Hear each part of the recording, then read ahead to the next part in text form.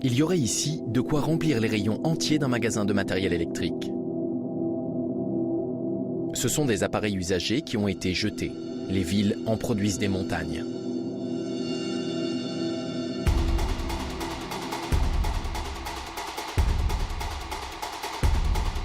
75 000 tonnes par an pour toute l'Autriche. De quoi remplir un train de marchandises de 42 km de long.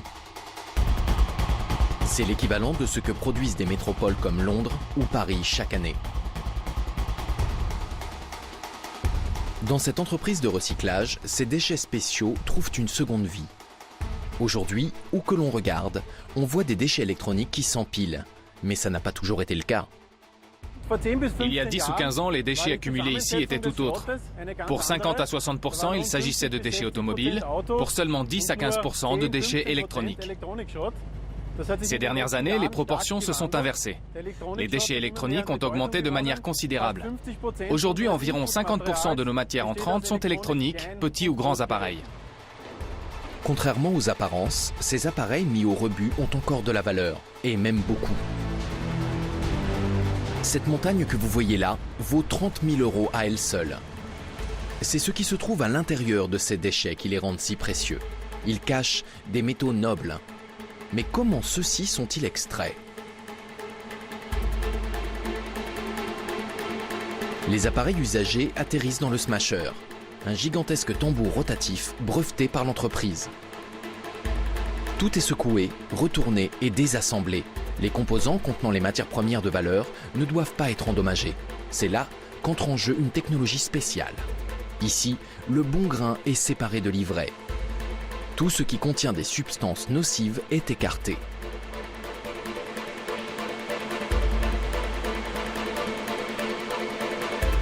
Les composants de valeur, eux, continuent leur chemin et vont être fractionnés. Au sortir de la déchiqueteuse, les fragments ont la taille de paillettes. C'est là que commence la phase critique de leur retraitement, grâce à un dispositif de séparation maison. Les paillettes sont aspirées, puis tamisées. Le poids est un élément déterminant. Le plastique, plus léger, est séparé des métaux lourds. Prochaine étape, redonner forme à ces métaux. Les cubes d'aluminium, par exemple, les longs fils de cuivre et plaques métalliques sont ensuite triés par la machine. De cette façon, on peut obtenir du métal pur. Aluminium, zinc, laiton et cuivre. Et à l'intérieur de cette montagne de déchets, une petite surprise. Cette montagne derrière moi est une vraie mine de métaux précieux. Nous avons ici 40 000 tonnes de matériaux produites à partir de 2000 tonnes d'appareils électroniques en fin de vie.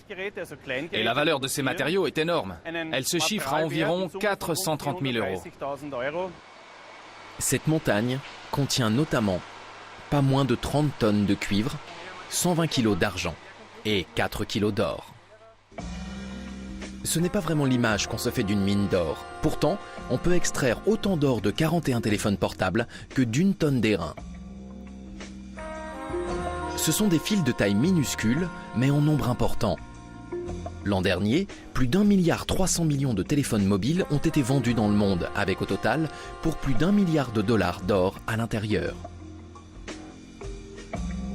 Il n'est donc pas besoin de creuser des galeries profondes, de dynamiter des montagnes ou de fouiller le sable pour extraire le précieux métal.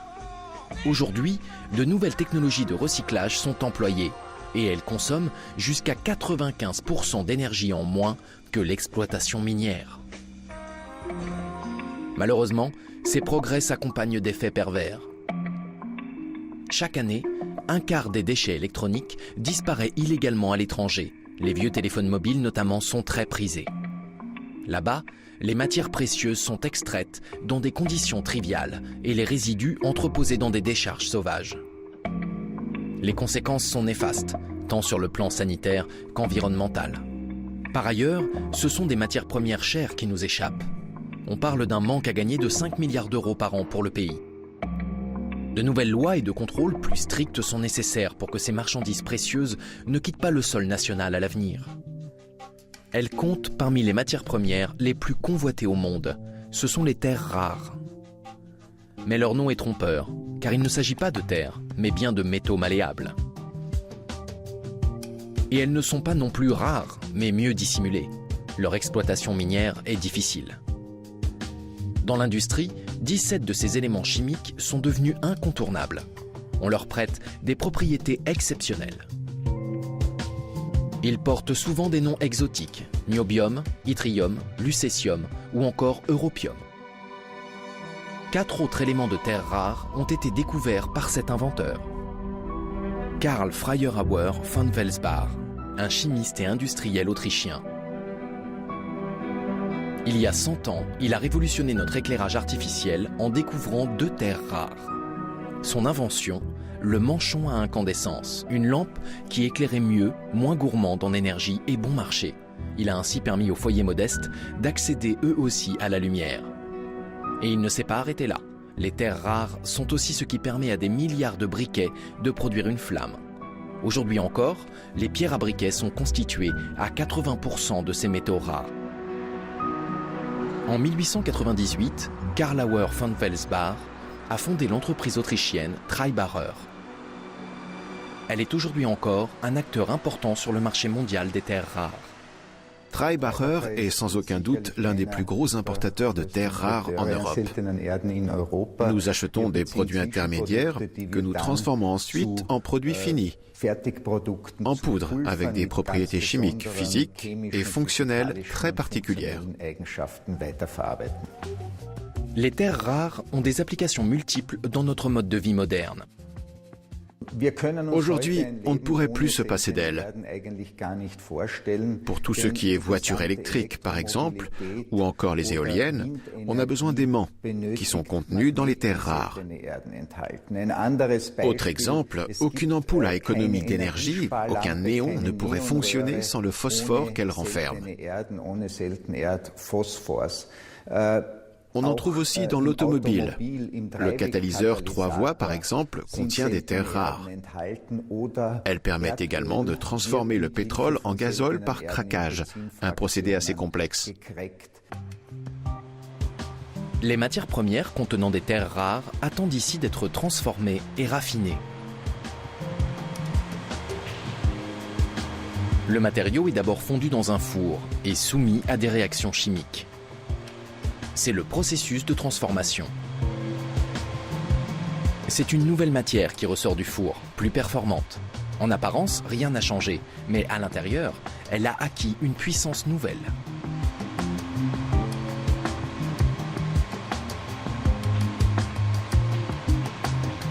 Elle est réduite en poudre fine, tamisée et mélangée à d'autres matériaux en poudre, pour donner naissance à la substance homogène souhaitée. Sous forme de solutions toutes prêtes, poudre ou de cristaux colorés, les terres rares servent d'élixir à l'industrie.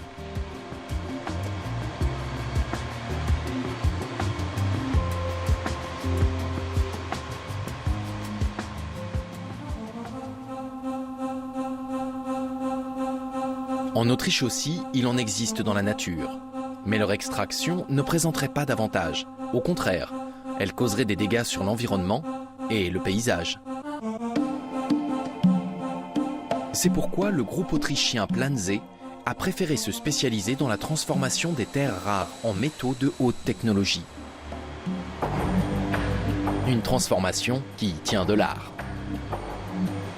Les oxydes de terres rares brutes doivent être réduits en poussière aussi fine que de la poudre de maquillage. La condition sine qua non pour que leurs propriétés chimiques agissent.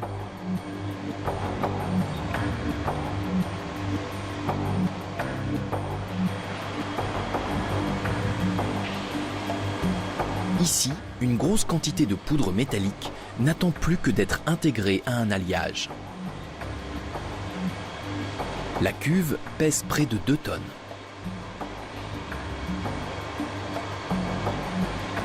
Les terres rares sont saupoudrées telles du sel et du poivre. Elles ne représenteront qu'1 à 2% du métal de haute technologie produit. Mais même en si petite quantité, leur présence permet de faire évoluer un produit ou un appareil sur le plan technologique, comme le montre cet exemple. Voici des rubans en molybdène et yttrium.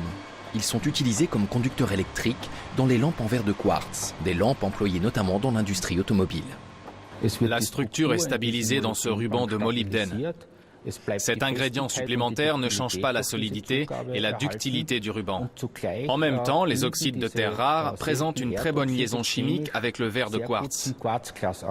Ça augmente la durée de vie des lampes. Les phares au xénon qui équipent des millions d'automobiles, mais aussi les ordinateurs toujours plus rapides, les téléphones mobiles toujours plus petits, les écrans plats dont la définition ne cesse d'augmenter. Les métaux de haute technologie ont des applications multiples. Ils sont les particules élémentaires de notre société moderne. Leur importance est également grandissante dans le secteur des technologies dites vertes. Mais ce n'est pas sans conséquence. C'est une tendance très nette qui concerne toute l'Europe. Le fait est qu'il y a 3 ou 4 ans, nous avons commencé à définir au sein de l'Union européenne un plan stratégique pour les technologies de l'énergie, en collaboration avec les autres États membres, pour accélérer l'arrivée sur le marché d'énergies renouvelables, pour ralentir le réchauffement climatique, pour réduire la dépendance au pétrole et au gaz, pour toutes ces raisons. Mais ensuite, on a été obligé de constater qu'à l'évidence, pour remplir nos objectifs, ne serait-ce que pour construire les éoliennes dont on a besoin pour assurer la production d'électricité, par exemple, les quantités de terres rares actuellement livrées par la Chine ne suffisent pas.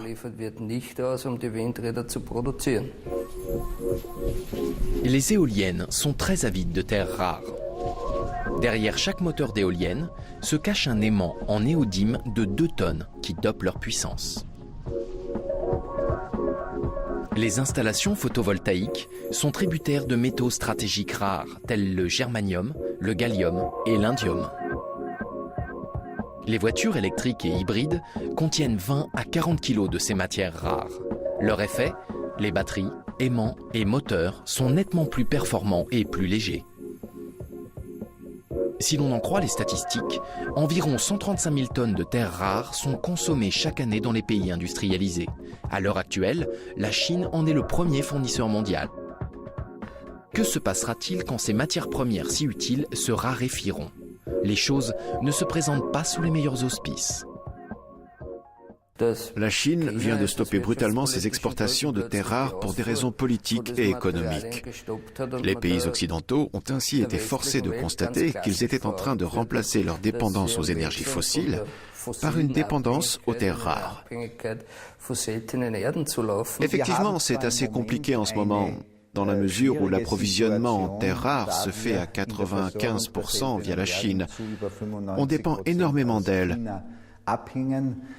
Mais il faut savoir qu'en réalité, seuls 35% des réserves mondiales de terres rares se trouvent en Chine. Par conséquent, d'après moi, cette pseudo-crise n'est que temporaire. Il y a actuellement quelques 400 explorations en cours dans le monde qui nous révéleront peut-être d'autres sources d'approvisionnement en terres rares potentielles. Les experts comme Theodor Zinner estiment que parmi ces explorations, seules 5 à 10 d'entre elles aboutiront effectivement. Et d'ici là, il va bien falloir trouver d'autres solutions. D'autant que la demande devrait augmenter d'1 tiers dans les années à venir. Le problème est mondial, et il ne s'agit plus d'une tempête dans un verre d'eau.